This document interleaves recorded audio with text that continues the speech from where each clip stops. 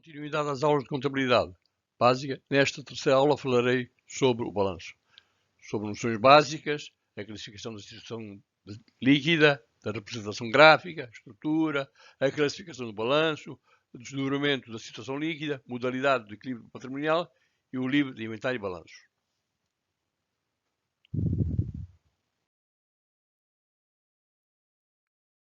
Ora, falando do balanço. O balanço é um documento que mostra a composição e o valor do património de acordo com determinados objetivos. Assim, o balanço é um quadro em que se compara o ativo e o passivo, evidenciando a situação líquida. A possibilidade de evidenciar os valores abstratos distingue essencialmente o balanço do inventário, muito embora a simples composição patrimonial revele implicitamente o seu valor. Por outro lado, o inventário é geralmente mais analítico do que o balanço. Em regra, os balanços são elaborados com dois objetivos: apuramento da situação líquida patrimonial em certo momento, que é o aspecto estático, e determinação dos resultados em dado período, é o aspecto dinâmico. A classificação da situação líquida. Temos a situação líquida inicial e a situação líquida final. A inicial é quando nós iniciamos os nossos negócios. Final é aquela que é inicial mais os resultados da empresa. Falando agora da representação gráfica, o balanço representa-se graficamente em quadros ou mapas, nos quais os seus elementos se dispõem horizontalmente ou verticalmente. Horizontalmente, quando o ativo está do lado esquerdo e o passivo e a situação líquida estão no lado direito. A disposição vertical é o ativo está na parte de cima e o passivo e a situação líquida estão na parte de baixo. Falando agora da estrutura do balanço. A estrutura do balanço define-se pelo maior ou menor número de rubricas que apresenta e pela sua sistematização. Ora, o balanço sintético é o balanço anterior, que apresenta os valores globais do ativo e passivo e da situação líquida. O balanço analítico é todo o balanço que apresenta pelo menos as contas do ativo, do passivo e da situação líquida.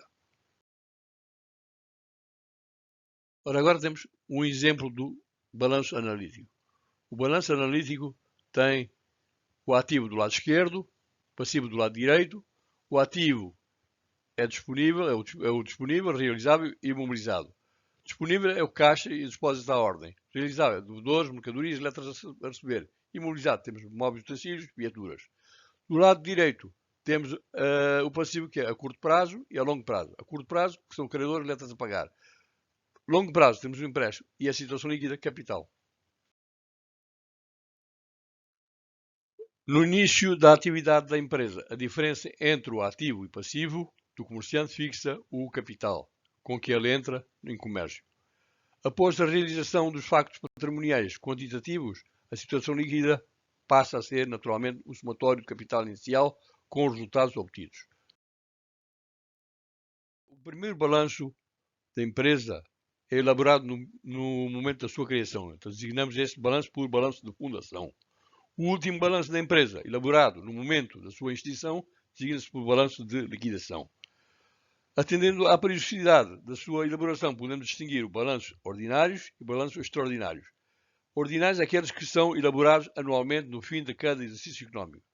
Extraordinários são aqueles que se elaboram acidentalmente em qualquer momento da empresa por motivo de diversos. São de cotas, falecimento de sócios, etc. Atendendo à especialização do exercício, podemos distinguir o balanço inicial, aquele que se refere ao início de cada exercício. O balanço final é aquele que se refere ao fim de cada exercício económico e que, portanto, também é um balanço ordinário. Como é óbvio, o balanço final do exercício é precisamente o balanço inicial do exercício seguinte. Falando agora do desdobramento da situação líquida, a situação líquida final é igual à situação líquida inicial mais a situação líquida adquirida.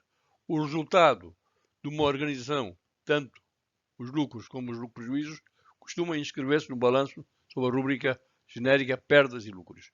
Podemos desdobrar a situação líquida em várias parcelas perfeitamente assimiláveis às contas, pois reúnem valores, embora de natureza abstrata,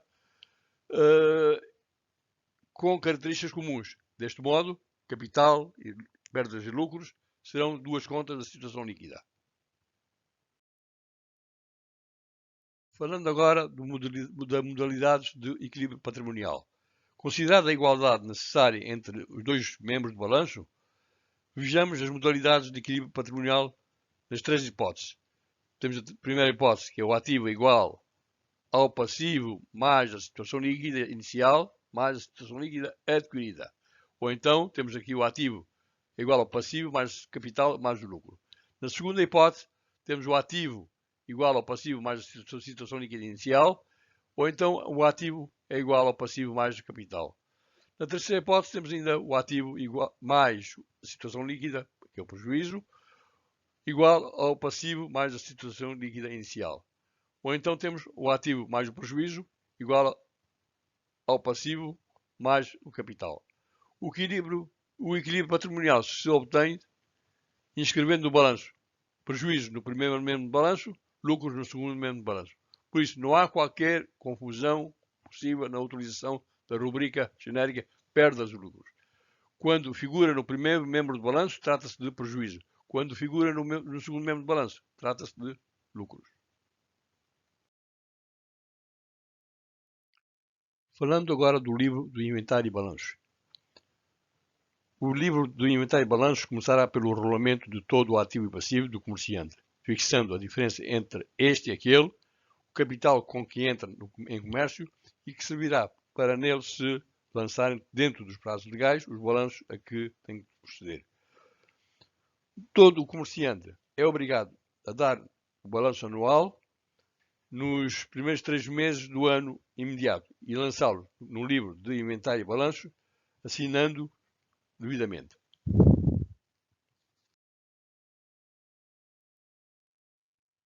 Portanto, em resumo, no livro de inventário e balanço devemos registrar o inventário inicial em termos globais, o respectivo balanço sintético, visto que os respectivos elementos e contas já se encontram descritos naquele inventário, e todos os balanços ordinários devidamente assinados.